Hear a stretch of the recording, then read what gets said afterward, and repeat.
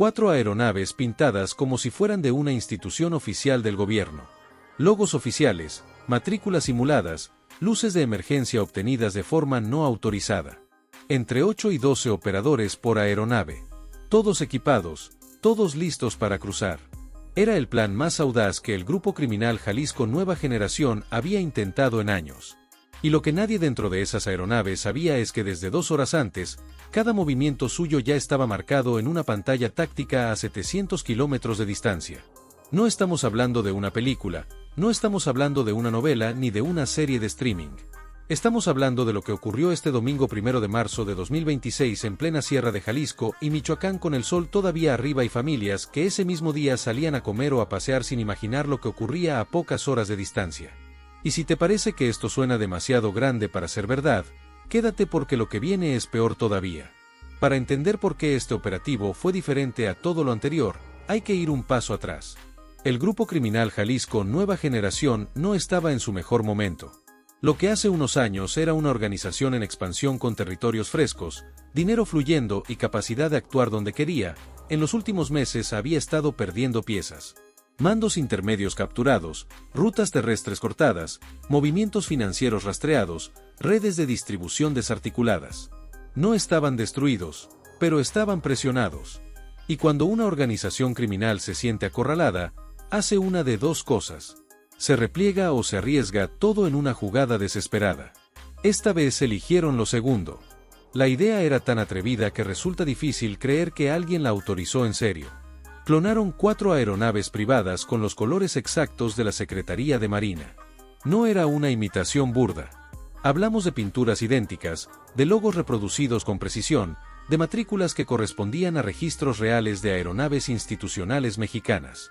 Incluyeron luces de emergencia del tipo que usan los vuelos oficiales. Desde el aire y con visibilidad limitada, esas aeronaves se veían como lo que querían parecer. Autoridad. El plan era despegar desde pistas clandestinas ubicadas en zonas de sierra difícil en Jalisco y Michoacán, volar bajo para mantenerse fuera de los radares civiles comerciales, cruzar la frontera norte y aterrizar en aeropuertos privados en Texas o Arizona como convoy oficial, como si fueran una misión institucional en tránsito. Nadie iba a detener a una aeronave del gobierno mexicano en ruta de coordinación bilateral, ¿verdad? Eso pensaron ellos. Lo que transportaban dentro hacía que la apuesta valiera todo el riesgo. Equipos de largo alcance calibre 50, rifles con miras holográficas, dispositivos de carga rápida, lanzadores de calibre 40 milímetros, artefactos sin detonar en varios compartimentos, dispositivos con silenciador adaptado, no de fabricación industrial, sino de manufactura más especializada. Pero los equipos eran solo la protección. Lo que de verdad llevaban era lo que querían rescatar antes de que todo se derrumbara: kilogramos de sustancias controladas en pastillas, cristales empaquetados al vacío y fajos de dólares suficientes para construir una segunda vida al otro lado de la frontera o para facilitar lo que hiciera falta en el camino. Era un traslado de capacidad operativa completa, no era huir, era reposicionarse. Querían llegar al otro lado y seguir desde ahí. Pero desde las 13 horas de ese domingo, Omar García Harfuch ya los tenía localizados. La inteligencia que permitió este operativo no nació esa mañana. Venía construyéndose con semanas de seguimiento. Drones térmicos habían estado sobrevolando zonas de sierra en Jalisco y Michoacán en horarios nocturnos sin que nadie en tierra lo notara. Los patrones de movimiento en pistas clandestinas conocidas habían cambiado. Más actividad de madrugada, vehículos cargando equipo hacia los hangares improvisados, combustible llegando en doble fondo de vehículos de reparto. Todo apuntaba a una operación aérea inminente. Y entonces llegó la confirmación desde Inteligencia Federal. No fue un aviso casual, fue la suma de varios indicios convergiendo al mismo tiempo: comunicaciones interceptadas, movimientos bancarios irregulares, una fuente interna que confirmó que se habían falsificado matrículas de aeronaves de la Secretaría de Marina y algo más que pocos conocen todavía. Uno de los operadores logísticos involucrados en conseguir los materiales para las aeronaves cometió un error simple: usó un teléfono que ya estaba bajo vigilancia para coordinar la entrega del material. Ese teléfono fue suficiente para jalar el hilo. A las 15 horas en punto, el operativo se activó. 6 helicópteros Black Hawk de la Secretaría de la Defensa Nacional despegaron en formación cerrada. No solos, los acompañaban 2 aviones Texan de reconocimiento que guiaban desde arriba con visión panorámica de la zona objetivo. Los drones térmicos ya estaban en posición marcando cada aeronave en las pistas clandestinas en tiempo real. Los radares móviles en tierra completaban el cuadro y para asegurarse de que ninguno de esos aviones pudiera elevarse sin ser alcanzado, con unidades tácticas terrestres cerraron carreteras y accesos a las pistas desde varios kilómetros antes. Cuando el cerco se cerró, lo hizo por tierra y por aire al mismo tiempo. Este no fue un operativo nacional solamente. Desde el primer momento fue binacional. La DEA y el CBP, la Agencia de Aduanas y Protección Fronteriza de Estados Unidos, estaban coordinados en tiempo real con el equipo de Arfuch. Si alguna de esas aeronaves lograba elevarse y cruzar, había respuesta esperando del otro lado también. No había ventana de salida en ninguna dirección. Hay algo que a veces se pierde en los reportes oficiales y en los titulares. Detrás de cada operativo hay personas concretas que pusieron su trabajo ahí esa tarde. Quiero que conozcas a 3 de ellas, aunque sus nombres completos no puedo darte, porque siguen operando en zonas activas. El primero es un comandante del Grupo de Operaciones Especiales con 14 años en servicio táctico. Ese domingo tenía planeado llevar a su hijo al estadio por primera vez. Guardó los boletos en el cajón de su escritorio cuando recibió la llamada a las 11 de la mañana. No los tiró porque, según me contaron personas que lo conocen, los va a usar en cuanto esto pare un poco.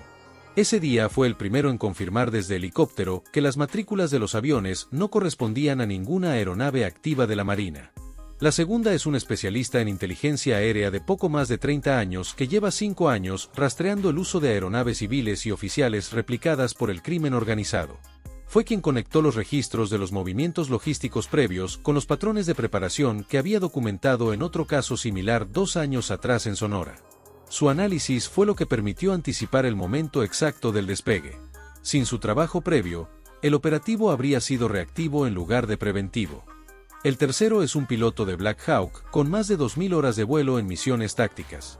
Lo que enfrentó esa tarde en el espacio aéreo sobre la sierra no tiene mucho precedente en operativos recientes. Aeronaves que intentaban maniobrar, que respondían a señales de intercepción con cambios de rumbo, que en algún caso intentaron comunicarse como si fueran de verdad lo que simulaban ser. Mantuvo la formación y ejecutó cada orden con una calma que, según sus compañeros, no deja de sorprenderlos nunca.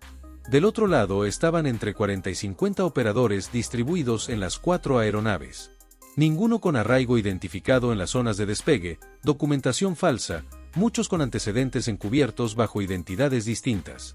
Las pocas identificaciones que se recuperaron entre los restos de las aeronaves apuntaban a estados como Michoacán, Colima y Guanajuato, hombres de entre 23 y 42 años, algunos con marcas que los vinculan directamente con estructuras del grupo criminal, otros sin ninguna señal visible, del tipo de operador que precisamente se cuida de no dejar rastro físico. Los perfiles de los capturados vivos revelaron algo importante. No todos eran personal de primera línea. Varios tenían funciones específicas de manejo de comunicaciones, de logística aérea o de relaciones con los contactos en el otro lado de la frontera. Y si te estás preguntando en qué momento uno de los detenidos dijo algo que heló el ambiente en la sala de coordinación, fue esto, cuando uno de los capturados con más rango fue trasladado y comenzaron las primeras preguntas de rutina, miró a la gente que lo interrogaba y dijo con una calma que no cuadraba con la situación: las aeronaves eran la pantalla. Lo que de verdad tiene que cruzar ya cruzó, provocación para desestabilizar el operativo y abrir investigaciones en 1000 direcciones, o algo más. Eso es lo que los equipos de análisis estaban trabajando todavía horas después del cierre del operativo. Ahora lo que encontraron en las aeronaves. Cuando los equipos terrestres aseguraron los 4 sitios y los peritos comenzaron a trabajar entre los restos, el inventario fue creciendo de forma sistemática. Equipos de largo alcance diseñados para actuar a más de 1 kilómetro de distancia. Rifles con miras holográficas. Dispositivos con cargadores de alta capacidad. Lanzadores de calibre 40 mm artefactos sin detonar en varios compartimentos. Dispositivos con silenciador adaptado, no de fabricación industrial, sino de manufactura más especializada. En uno de los compartimentos de carga del segundo avión encontraron algo que no entraba en las categorías estándar de decomiso: un sistema de comunicaciones portátil con capacidad de cifrado de señal diseñado para operar en frecuencias que no cruzan los filtros de monitoreo convencional. No era equipo de radio común, era equipo de coordinación táctica de nivel institucional. Las sustancias controladas estaban empaquetadas en pastillas con estampados distintos, mezcladas con medicamentos de venta libre para dificultar la detección visual rápida. Los cristales venían en bolsas selladas al vacío dentro de compartimentos en los asientos, en los paneles laterales y en un doble fondo de la bodega de carga del tercer avión. Los fajos de dólares estaban distribuidos entre varios maletines, algunos dañados en los impactos, otros recuperados intactos. El monto total recuperado en efectivo estaba todavía siendo contabilizado horas después. Pero lo más importante de toda la evidencia no fue ninguno de los equipos ni el dinero. Fue lo que había en los teléfonos celulares encriptados recuperados entre los detenidos y en los restos de los aviones, varios dispositivos con sistemas de comunicación cifrada, mensajes que confirmaban el plan de traslado con detalles de los aeropuertos privados de destino en Texas y Arizona, nombres clave de contactos en el otro lado, coordenadas de aterrizaje con instrucciones de recepción y algo más que no estaba en el plan original que les habían dado a los operadores, instrucciones alternativas por si el cruce aéreo fallaba, con 3 rutas terrestres de contingencia y puntos de contacto en ciudades fronterizas específicas. Eso confirmaba lo que el equipo de Harfuch ya sospechaba: este no era un plan de un solo nivel, tenía capas. Entre los archivos recuperados apareció un nombre en clave que los analistas ya habían visto antes en 2 decomisos anteriores, uno en Zacatecas y otro en Colima. El arquitecto no es un alias que haya circulado mucho en medios, es un nivel por encima de los mandos operativos visibles, la figura detrás del diseño de las rutas de salida de alto perfil para operadores del grupo criminal cuando el terreno se vuelve demasiado comprometido. No aparece en comunicaciones públicas ni en los audios que circulan. Aparece solamente en comunicaciones internas de nivel alto y su presencia estaba en este operativo, en la precisión con que se eligieron las pistas, en la calidad de las falsificaciones de las aeronaves, en la distribución del cargamento entre los 4 aviones para minimizar pérdidas si alguno era interceptado. Si el arquitecto diseñó este plan de salida, significa que había alguien con suficiente jerarquía dentro del grupo criminal que autorizó el gasto y la logística necesaria para montar algo de esta escala. Y esa persona, si es que sobrevivió al colapso del operativo, sigue activa. En uno de los teléfonos, desbloqueado por los peritos en el sitio, apareció un mensaje enviado apenas 40 minutos antes del despegue que decía: corredor limpio hasta las 16, están esperando en el otro lado. Muevan todo. Ese mensaje llegó desde un número de Mexicali. La línea de rastreo de ese número activó una investigación paralela que esa misma noche estaba ya coordinando con autoridades de Baja California. Omar García Harfuch no llegó al lugar de los hechos a las 6 de la tarde para tomarse una foto. Llegó porque era necesario que el nivel de coordinación de lo que seguía viniera de alguien que entendiera la dimensión completa del operativo. Cuando aterrizó en el punto de coordinación avanzada, lo primero que pidió no fue el resumen del decomiso. Pidió los celulares, pidió los mapas, pidió los archivos de comunicaciones antes que cualquier otra cosa. Lo que declaró después fue directo y sin adornos. El grupo criminal pensó que podía trasladarse disfrazado de autoridades. Le salió mal la jugada. Pero en la reunión de análisis interna, el mensaje fue más largo y más específico. Se activó un protocolo de coordinación de respuesta en 5 estados: Jalisco, Michoacán, Colima, Nayarit y Baja California, simultáneamente enfocado en los puntos de contingencia identificados en los teléfonos. No era solo seguimiento del operativo del domingo, era el inicio de una fase de desmantelamiento basada en la información obtenida. Se emitieron alertas de búsqueda para vehículos y personas vinculadas a los números de contacto identificados. Se reactivaron investigaciones que habían sido pausadas en Hermosillo y Tijuana por falta de elementos concretos y se desplegaron equipos de inteligencia encubierta en los puntos de las rutas terrestres de contingencia que aparecían en los archivos recuperados. Si tienes dudas de si esto importa más allá de los 3 estados donde ocurrió el operativo, esto va a explicarlo. Las mantas que se encontraron preparadas dentro de los aviones, listas para dejar si el plan salía mal, decían: el grupo no muere. Harfuch paga. Eso no es una reacción espontánea al operativo. Es un mensaje preparado con anticipación que asumía que podían fallar y que querían que su respuesta simbólica quedara registrada de todas formas. Eso te dice qué tan calculada era esta operación y también qué tan profunda llega la presión sobre la organización, que hasta en su plan de escape incluían ya su narrativa de derrota. Los ecos del operativo comenzaron a sentirse en otras partes en horas. En Guadalajara, 2 establecimientos de zonas conocidas por vínculos con estructuras del grupo criminal cerraron de forma repentina el mismo domingo en la noche sin explicación pública. En Colima, una reunión que estaba agendada para el lunes fue cancelada. En Tijuana, desde la noche del domingo, varios contactos que aparecían en los teléfonos recuperados dejaron de responder sus líneas habituales y activaron protocolos de silencio. Eso es lo que pasa cuando una operación de este nivel colapsa. La red entera se contrae, no porque haya una orden centralizada de hacerlo, sino porque cada parte de la red que sobrevive sabe que el riesgo se multiplicó en horas y actúa en consecuencia.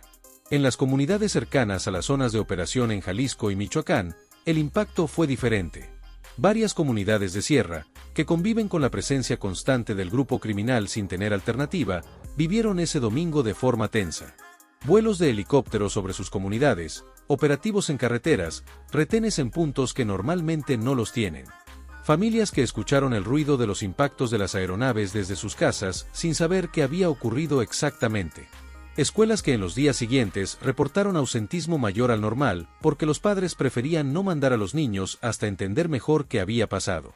Una señora de una comunidad cercana a Mascota describió lo que escuchó esa tarde: primero el ruido de los helicópteros muy bajo, muchos al mismo tiempo, y luego unos golpes secos que retumbaron. Mi marido salió a ver y volvió a entrar de inmediato. Me dijo que no mirara. Esa es la realidad que no aparece en los reportes oficiales. El operativo fue exitoso y al mismo tiempo, esa tarde, en esa sierra, mucha gente normal tuvo miedo sin haber hecho nada. ¿Qué escuelas cancelaron actividades al día siguiente? ¿Cuántos niños escucharon esa noche a sus padres hablar en voz baja sobre qué iba a pasar? ¿Cuántas familias revisaron si tenían las maletas listas por si acaso? Esas preguntas no tienen respuesta en ningún comunicado oficial, pero son tan reales como las 4 aeronaves neutralizadas. La información recuperada en los archivos digitales del operativo reveló algo más que preocupa en términos de lo que podría haber seguido si el plan hubiera tenido éxito. Había un cronograma de actividades para los primeros 30 días después del cruce. Incluía contactos ya establecidos en Texas y Arizona, puntos de reorganización logística, estructuras de distribución listas para recibir el cargamento y, lo más inquietante, una lista de objetivos para ser activados de forma remota una vez que los operadores estuvieran a salvo al otro lado. Era un plan de represalia coordinada en caso de éxito del cruce.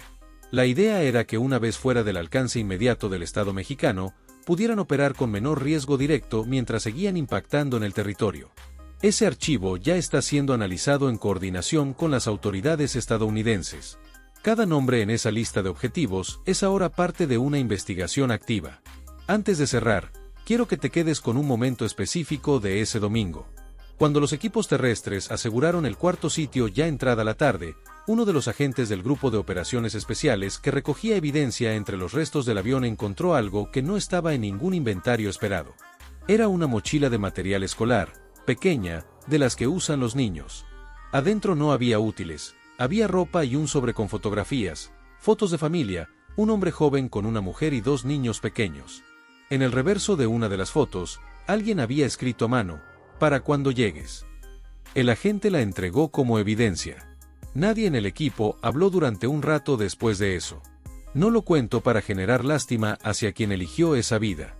Lo cuento porque esa mochila es la prueba más clara de que quienes operan para el grupo criminal, incluso en sus niveles más altos, saben que lo que hacen es una apuesta que se puede perder y a veces la preparan como si creyeran que pueden llegar al otro lado. Esa tarde no llegaron. La respuesta de Harfuch en las horas siguientes al operativo no se limitó a las declaraciones públicas. Lo que se activó fue una reestructuración de la vigilancia aérea en corredores específicos del centro y occidente del país.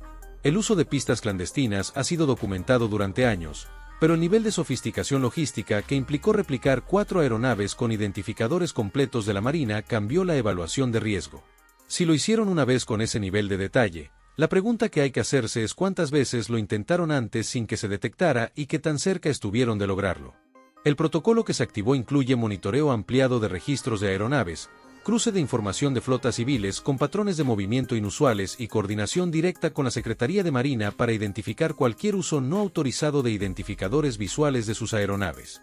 Este protocolo no existía como protocolo formal hasta el domingo 1 de marzo de 2026. 2 días después del operativo, en foros clandestinos y grupos de comunicación internos de estructuras afines al grupo criminal, circuló un audio. Una voz que varios analistas identificaron como perteneciente a un mando medio decía lo siguiente: "No perdimos el cargamento, perdimos la ruta. Eso es diferente. La ruta se rehace". La segunda frase es la que más interesa a los equipos de inteligencia porque confirma que el análisis interno sobre el operativo no es el de una derrota terminal, sino el de un revés a la logística que consideran recuperable. Eso dice mucho sobre la resiliencia organizacional que todavía tienen a pesar de los golpes acumulados. Y también dice que el operativo del domingo no es el fin de esta historia. Harfuch, en su último mensaje institucional sobre este caso, fue claro: esto no fue un decomiso, fue la interrupción de una ruta de escape que llevaba meses siendo construida. Cada pieza que encontramos es una nueva instrucción de trabajo. Esa frase no es retórica, es la diferencia entre un operativo que se cierra con el parte de novedades del domingo y uno que abre 25 investigaciones paralelas el lunes por la mañana. ¿Qué sigue? Eso es lo que ningún comunicado oficial puede responder todavía con certeza. La ruta terrestre de contingencia que apareció en los archivos digitales está siendo vigilada. Los contactos en Mexicali están siendo rastreados. El arquitecto, si es que el alias corresponde a alguien real y no es un nombre de cobertura para una función colectiva, sigue sin ser identificado con nombre propio. La frase del detenido que dijo que lo que de verdad tenía que cruzar ya cruzó no ha sido confirmada ni descartada. Lo que sí es claro es esto: el grupo criminal invirtió una cantidad enorme de recursos, tiempo y riesgo en un plan que duró menos de 2 horas en colapsar una vez que se activó el operativo. Eso no sucede de la nada. Sucede porque hay inteligencia acumulada, porque hay coordinación interinstitucional que funciona cuando se aplica con seriedad y porque hay personas que ese domingo estaban trabajando en lugar de hacer cualquier otra cosa con su domingo. Y la pregunta que me quedo pensando, la que creo que vale la pena que te lleves también, no es si el operativo fue exitoso, lo fue. La pregunta es: ¿cuántos planes de este nivel están ahora mismo en alguna fase de preparación que todavía no ha sido detectada? ¿Cuántas pistas clandestinas? ¿Cuántas aeronaves esperando en un hangar improvisado? ¿Cuántos planes de cruce con identidades falsas de instituciones que la gente respeta están siendo construidos en este momento en algún punto de la sierra de algún estado? Hay un detalle del decomiso que no apareció en ningún comunicado oficial y que los peritos tardaron en comprender del todo. Las mantas que viajaban listas en los aviones no estaban enrolladas ni guardadas de cualquier manera. Estaban dobladas con cuidado, numeradas en el reverso y asignadas cada una a una aeronave específica. Era material de comunicación preparado para ser desplegado en caso de que el operativo saliera mal y los restos quedaran en el lugar. No era improvisación, era parte del protocolo de contingencia. El grupo había diseñado incluso la narrativa de su propio fracaso. Eso no lo hace ninguna organización que esté improvisando. Eso lo hace una estructura que ha pensado en todos los escenarios posibles, incluido el de perder. La falsificación de las aeronaves fue sometida a análisis técnico detallado en las primeras 24 horas. Lo que encontraron los especialistas superó lo que se esperaba. La pintura usada no era de aerosol común ni de talleres de carrocería. Era pintura de uso aeronáutico del tipo que se aplica en mantenimiento de aeronaves reales, con propiedades de resistencia a temperaturas extremas y radiación ultravioleta. Los logos de la Secretaría de Marina fueron reproducidos con serigrafía de alta resolución, no impresos en vinilo. Las matrículas falsas fueron grabadas en placas de aluminio con el mismo formato de tipografía que usan las aeronaves institucionales reales. Alguien con conocimiento técnico aeronáutico estuvo detrás de esa falsificación. No era un técnico de talleres, era alguien que sabía exactamente cómo se ve una aeronave de la Marina desde distintos ángulos y en distintas condiciones de luz. La Secretaría de Marina emitió un posicionamiento formal en las horas siguientes al operativo. Fue breve y contundente. Ninguna de las 4 aeronaves correspondía a ninguna unidad activa ni inactiva de su flota. Las matrículas usadas pertenecían a registros de aeronaves que habían sido dadas de baja años atrás, lo que significaba que alguien tuvo acceso a registros históricos de la flota naval que no son de consulta pública. Ese punto abrió una línea de investigación interna dentro de la propia Secretaría para determinar cómo se obtuvo esa información. Si salió desde dentro o si fue extraída por medios externos es algo que todavía se estaba determinando al cierre del análisis. Una de las cosas que más llamó la atención durante los interrogatorios iniciales de los capturados fue el perfil de conocimiento que algunos de ellos tenían sobre los procedimientos de control aéreo fronterizo. Uno de los operadores con funciones de comunicaciones, capturado vivo en el segundo sitio, describió con precisión los protocolos que usa el CBP para identificar aeronaves en aproximación a la frontera norte. Sabía qué frecuencias se monitoreaban, qué documentación se solicita en los aeropuertos privados de destino y qué tipo de vuelos pasan con menor nivel de escrutinio. Eso no es información que se consigue en Internet, es información que se adquiere o que alguien desde adentro proporciona. Y ese alguien, si es que existe, todavía no ha sido identificado. El costo operativo de montar este plan fue calculado de forma preliminar por analistas financieros del equipo de inteligencia. Las 4 aeronaves, su adquisición, modificación y falsificación. El combustible y la logística de preparación en 2 estados diferentes. Los equipos embarcados. El pago a los operadores. Los acuerdos necesarios para mantener las pistas clandestinas operativas sin intervención local. La cifra estimada supera los $10 millones solo en preparación y todo eso se perdió en menos de 2 horas de operativo activo.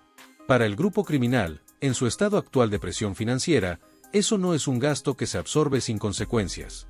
Esa pérdida va a generar tensiones internas sobre quién autorizó el gasto y quién falló en la ejecución. Nunca antes, en la historia documentada de las operaciones del grupo criminal Jalisco Nueva Generación, se había intentado un traslado de esta escala usando aeronaves con identidad institucional falsificada. Hubo intentos anteriores con documentación falsa en cruces terrestres. Hubo operaciones con pequeñas aeronaves en rutas tradicionales, pero replicar 4 aeronaves con identificadores completos de la Marina para mover a sus propios mandos de alto perfil es un salto de nivel que no tiene precedente en los registros de los últimos 20 años de operaciones del crimen organizado mexicano. Eso habla del nivel de presión, sí, pero también del nivel de capacidad técnica y financiera que todavía tienen. Ambas cosas al mismo tiempo. En los archivos del dispositivo recuperado entre los restos del primer avión había una carpeta etiquetada simplemente como recepción. Dentro estaban los protocolos acordados con los contactos en el lado estadounidense para recibir a los operadores cuando aterrizaran. Nombres de personas en Texas y Arizona, direcciones de propiedades privadas, instrucciones de llegada escalonada para no concentrar movimiento en un solo punto y algo más, una lista de profesionales legales con experiencia en derecho migratorio en 3 ciudades distintas. El plan no era solo cruzar, era instalarse, protegerse legalmente y seguir operando desde el otro lado con un esquema ya preparado. Esa información fue trasladada de inmediato a las autoridades estadounidenses para su seguimiento. Esa pregunta no tiene una respuesta tranquilizadora, pero tiene una respuesta operativa. Seguir trabajando, seguir rastreando, seguir conectando puntos antes de que el plan esté listo. Eso fue exactamente lo que ocurrió el domingo 1 de marzo de 2026 sobre la Sierra de Jalisco y Michoacán. 4 aeronaves que querían pasar como autoridad, 4 aeronaves que terminaron neutralizadas en las cañadas y una red que, aunque golpeada, ya está calculando cómo rehacerse.